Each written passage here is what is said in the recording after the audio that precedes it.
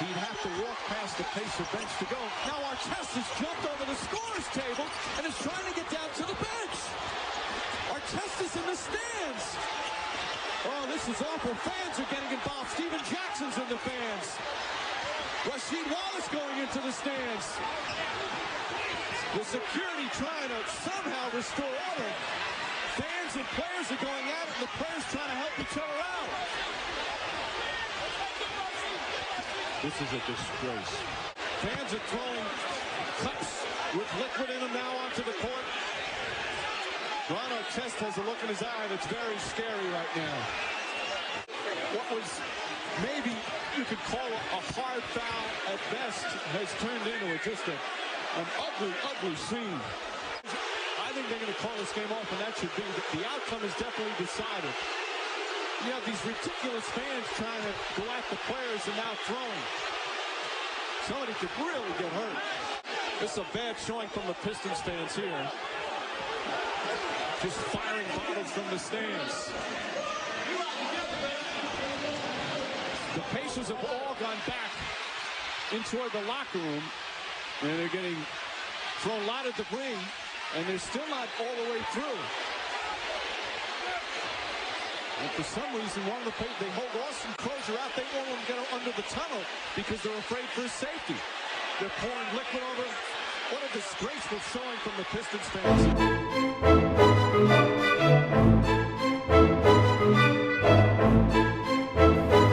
Hi, I'm Emily Stump. And I'm Aubrey Binkley. Today we're going to be discussing the issue of assault and battery. In the world of sports today, this has become a very serious issue. For this guy, it cost him an arm and a leg. Good one. Assault and battery are types of intentional torts or civil wrongs, and they occur between a plaintiff and a defendant. Now, to put it in terms that are easier for us to understand, we're going to refer to the defendant as the aggressor in the situation throughout the project, and we'll refer to the plaintiff as the victim. So the clip you just watched was the infamous Malice at the Palace. It was between the Detroit Pistons and the Indiana Pacers. This is quite possibly one of the biggest brawls in sports history, and actually ended up going to court and charged both players and fans with assault and battery. So as we continue watching our video, we're going to see cases of assault, of just assault, and of just battery. The majority of the cases that happen in the world of sports is assault and battery.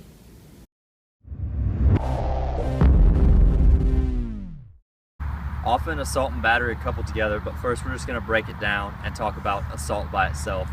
Assault is often just someone speaking, an aggressor, speaking towards the victim in a way that causes the victim to feel threatened or feel that they might meet with some harm from the aggressor. So often assault is more an aggressor talking to a victim rather than actually physically touching or physically harming a victim. Okay, and with assault, there's 3 different elements that have to be proven in cases in order to be proven as assault. So the first one is it has to be an intentional act by the aggressor, so it can't just be an accident. 2, the victim has to feel threatened in some way, and 3, that threat has to be that they feel like they're going to be harmed physically. College football player making serious and potentially very damaging accusations against a coach at Rutgers University. Now, this comes just months after a basketball bullying scandal on that same campus. Lindsay Czarniak from our sister network, ESPN, is on top of it all. Hey guys, you know, bullying in football locker rooms is really at the center of the sports world right now because of the accusations of Jonathan Martin against Richie Incognito in the Miami Dolphins. But new overnight, we're learning of another allegation of a Rutgers coach going too far with the player. A specific example of an assault-related case would be the case between David Cohen, the defensive coordinator at Rutgers University, and a former football player, Javon Tyree. Tyree accused Cohen of verbally bullying and assaulting him during a study hall session where Cohen threatened to headbutt him and also further insulted the player.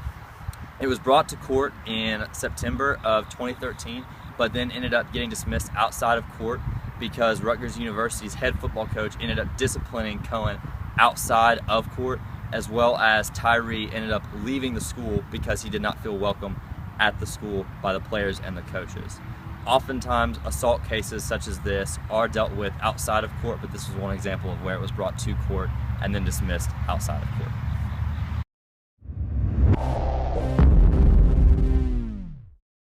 Okay, battery is the intentional and wrongful physical contact with a victim without his or her consent.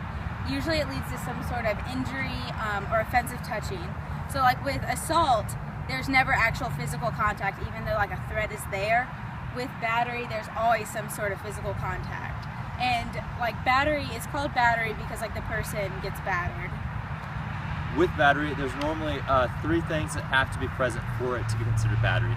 It has to be intentional by the aggressor. They have to intentionally go forward and make an action towards the victim. It therefore then causes some sort of discomfort or physical harm to the victim, and it makes them also feel uncomfortable, and it has to be without their consent. This can be anything. It doesn't even have to be a shove or a punch. It could be something as minor as a fan that's overexcited turning to another fan and kissing them on the cheek. If that was without consent from the victim that got kissed, they've technically suffered battery. Here has been the difference. Can they get him on the ball? That's what Uruguay need. He's trying to get on the ball, but Chiellini's in the way. Comes Darmian to meet Cavani. There was an accidental clash between 2 players in the area, and Chiellini is acting as if he will not be able to continue, and then he gets himself into a position where it looks as though he can continue. Suarez looks as though he might have lost a tooth. It's completely accidental. Oh, maybe it wasn't accidental. Suarez has got to go for that. He's got to go for that. He just leans his head.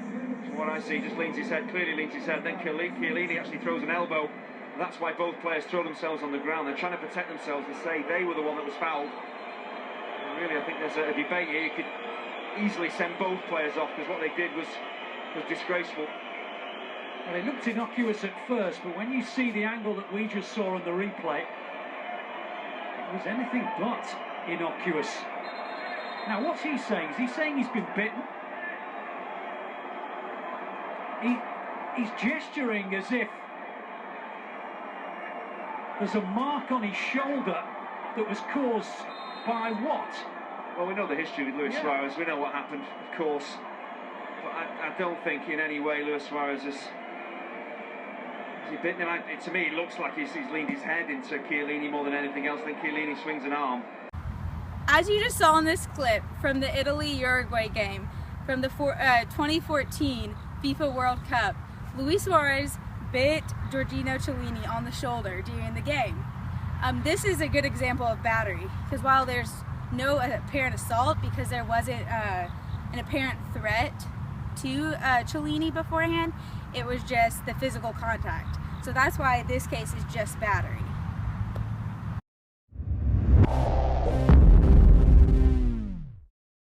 We just looked at 2 cases. One was just of assault, and the other one was just battery. Most of the cases that go to court are of assault and battery. So at first, the victim feels some sort of fear because of a threat they've received. Not really received, but you know. Yeah. And then there's the physical harm that takes place. So in those cases, it's assault and battery. One really recent case of this was Milton Bradley, who used to be a pitcher for the Padres, Cubs, and I believe the Athletics. He, in June of 2011, was charged with threatening his wife, but no charges were officially filed, and she just later filed for divorce.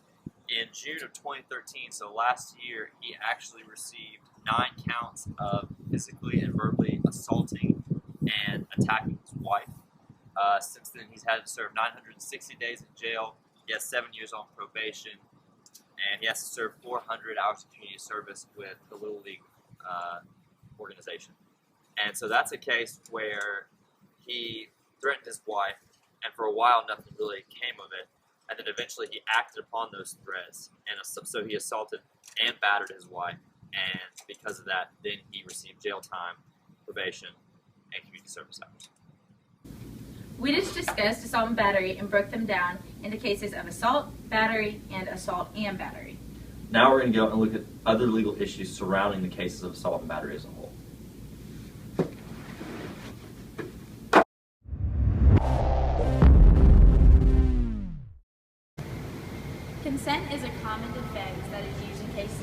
assault and battery, because it's one of the 3 elements that you have to have in order to prove assault or battery.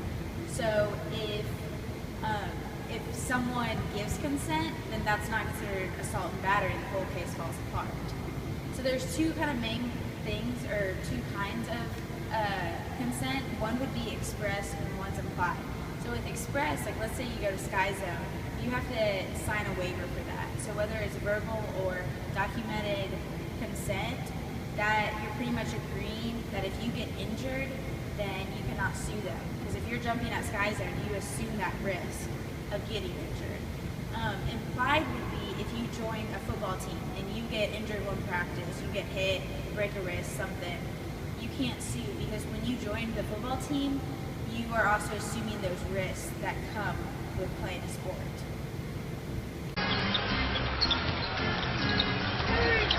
Budinger knocked away. Good hustle. Oh, Glenn hard into the crowd. Glenn Davis is one terrific team defensive player.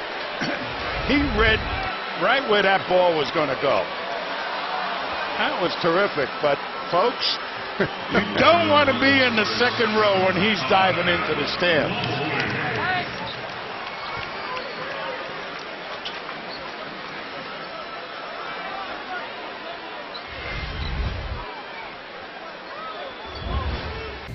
As you saw in the clip just a minute ago, you see a huge NBA basketball player, big baby Glenn Davis, run into the crowd trying to save a stray basketball. In that case, when he fell onto the fans, oftentimes, because he's a rather big player, they could sustain some type of injury. And because they have willingly gone to the game, and they willingly are saying, I'm sitting on this front row, and therefore I might be possibly involved in some way in the game, they're expressing an implied consent that, I might sustain some kind of injury in this case. A really big case with this that actually went to court was earlier in 2003, I believe. Kobe Bryant ran into the stands trying to save a ball, and he fell upon a Memphis Grizzlies fan, and the Memphis Grizzlies fan sued Kobe Bryant and said that he intentionally threw his elbow into his face trying to save the ball. This case was eventually settled out of court because Kobe did not want to pay tons of money for court costs and attorney fees, so he ended up settling out of court for a much cheaper price than he could have, and the fan was reimbursed for his damages from Kobe's elbow.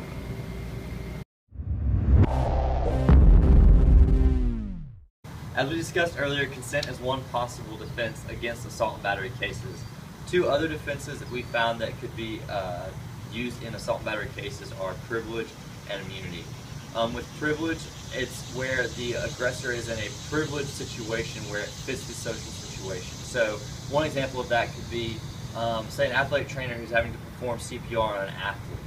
As long as they're within their boundaries, when they're doing CPR, if they accidentally broke a rib of a player when they're performing CPR, as long as they're in their boundaries and not going outside of their standard of care, then they could not be charged with battery of that player. Another example might be a coach demonstrating a blocking technique on a player, and he hits the guy too hard and bruises his chest or cracks a rib there. In that case, as long as he was staying within his boundaries as a coach and was not being excessive, and he has witnesses that back up his story, then he would not necessarily be involved with battery either. Another privileged situation that we had found was a situation of self-defense. In the case of Malice at the Palace between the Pistons and the Pacers, 5 out of the 6 NBA players were actually acquitted of the charges because they were deemed self-defense, whether the players were attacking them or whether other players were attacking them. They were deemed self-defense actions and therefore not considered battery. And then the other defense that we talked about was immunity, and in this case it would be, say, a security officer or a law enforcement officer that's protecting a player as they're leaving a stadium. A crazy fan tries to come in and hit the player or heckle the player in a way that he shouldn't. That law enforcement officer is protected by immunity to use excessive force so that he can protect his player or whatever way he deems necessary in order that they can move forward. So in that case, the law enforcement officer is protected by immunity as long as he is not going above the standards of the law.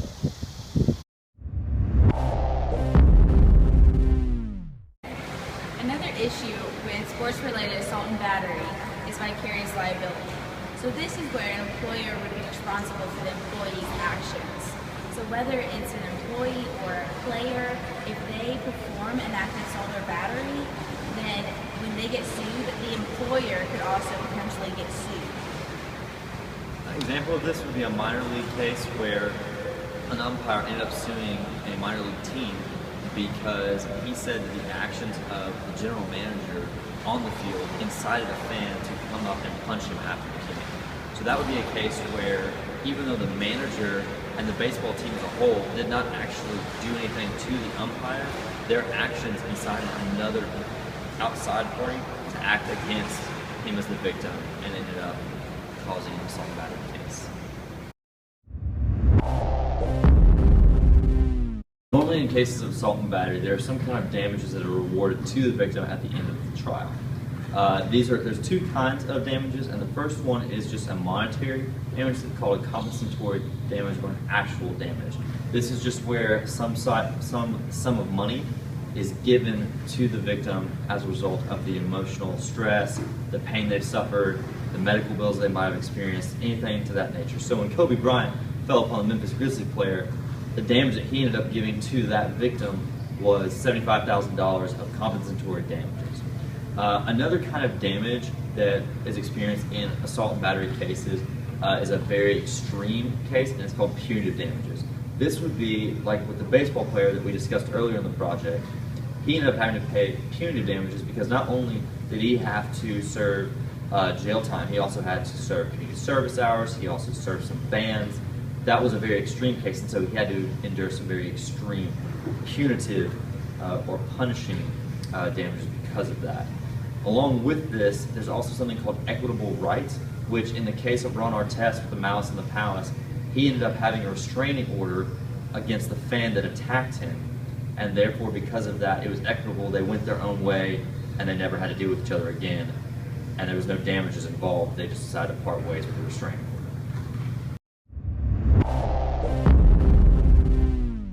The million-dollar question. How does this project of assault and battery relate to us as young college students wanting to go into the some kind of sports profession? Many of us are going to become athletic trainers, gym managers, coaches, school teachers, PE teachers, whatever the case is, lawyers even, and we need to realize the consequences of assault and battery, what that looks like, also if that happens, how we can protect ourselves from that. If you're going into a profession such as coaching, you're going to have to realize that there's a boundary between being a good coach and being an excessive coach that you can verbally assault a player or even come in and end up battering a player, as we saw with the Rutgers case. So you need to be very careful and very mindful of how you move and how you act in your coaching position. Another area where you need to be careful is that if you do go into some sort of a medical profession, such as an athletic trainer, you need to be very careful as how you handle athletes and make sure that you're staying within your standard of care. We also need to make sure that we have consent. If you're a coach, make sure you have parent consent, player consent, whatever the case is, just to make sure you're legally protected in those ways. And even if you end up going into some sort of a sports profession where you're actually dealing with athletes at a level higher than college, you have to be aware of how they act on and off the field. And in order that you need to be prepared, if they do end up making a fool of themselves out at a nightclub or something like that, you need to be prepared to work with them and to get them in a position where they're not going to be making those mistakes in the future.